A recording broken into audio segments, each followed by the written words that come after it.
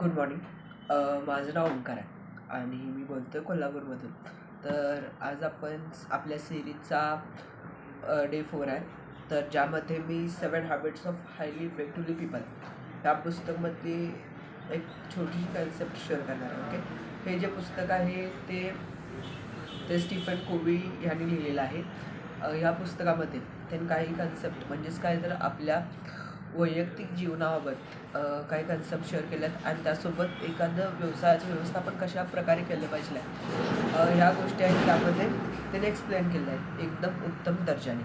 Okay, तर त्यातलीच एक छोटी कन्सेप्ट आहे की योग्य व्यवस्थापन आणि योग्य नेतृत्व म्हणजे काय. ओके, तर ह्या सगळ्या ह्या दोन्ही गोष्टी आहेत त्या त्यांनी एका स्टोरीद्वारे एक्सप्लेन केल्या आहेत. ती मी स्टोरी आज तुमच्यासोबत शेअर करणार आहे. ओके, तर होतं आहे कसं की एक टीम असत्या 5 जणांची, म्हणजे 5 लोकांची एक टीम आहे जी की ॲमेझॉनच्या जंगलात असते. ओके, आणि ती जी टीम आहे ती वेलांच्या भागाकडं कूच करत असते, म्हणजे जिथं वेल्स वगैरे असतात. वेल म्हणजे झाडांच्या वेला. ओके, ते आणि छोटी छोटी झाडं असतात ते असते आणि त्यांना त्यातून पुढं त्यांच्या एमकडे जायचं असते.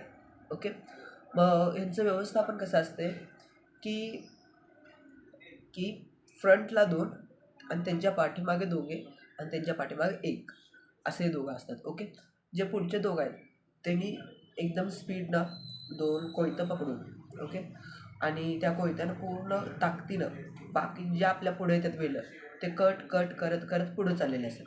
हे 2 पुढचे दोघं. ओके, ज्यामध्ये त्यांच्या हातात एक कोयता असतोय आणि ते दोघं फास्ट कट कट कट करत करत करत करत पुढं कूच करतात. आणि ह्यांच्या पाठीमागचे जे दोघं ज्यांच्याकडं एक स्पेअर्स कोयता असतात. म्हणजेच कोयता म्हणजेच काय असते तर एक साधन असतं की ज्याद्वारे आपण जंगलातली झाडं वगैरे कट करू शकतो. ओके, तर ते कट करत करत करत पुढे चालले असतात ते फ्रंटचे दोघं.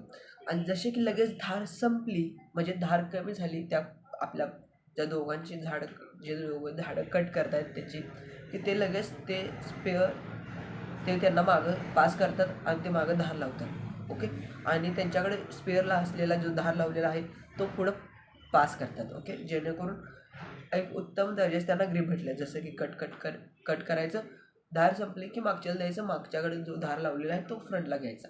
ओके, असं ते पुढं कूच करत असतात.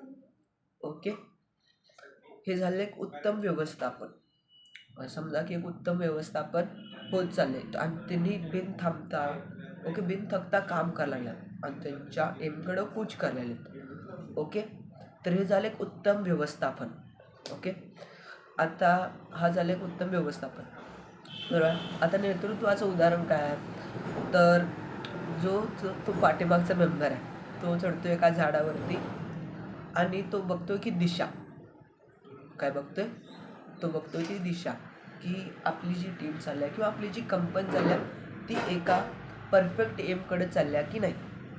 मग तो झाडावर चढून त्याला बघितल्यावरती असं समजते की आपली जी कंपनी आहे ती त्याच्या विरुद्ध दिशेला चाललेली आहे. म्हणजे जिथं त्याला पोचायचं आहे त्याच्यापासून विरुद्ध दिशेला चाललेले आहे. आणि तो येतोय खाली आणि लवकर सगळ्यांना सांगतोय की असं असं आपण विरुद्ध दिशेला चाललेलं आहे.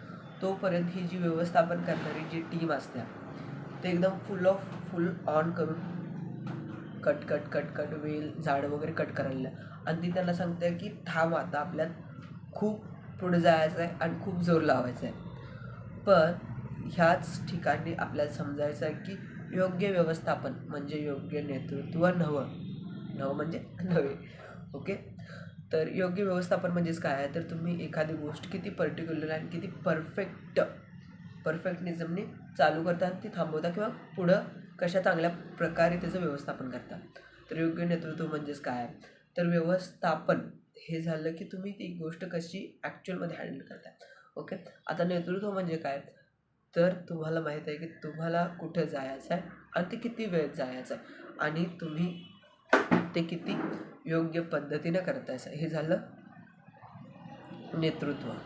आता नेतृत्व म्हणजे काय तर त्यांनी दिलेलं आहे की योग्यच गोष्टी करणं हा नेतृत्व आहे. योग्य माणसाने योग्य गोष्टी करणं हे झालं नेतृत्व. आणि व्यवस्थापन म्हणजेच काय तर योग्य गोष्टी नंतर बघणं.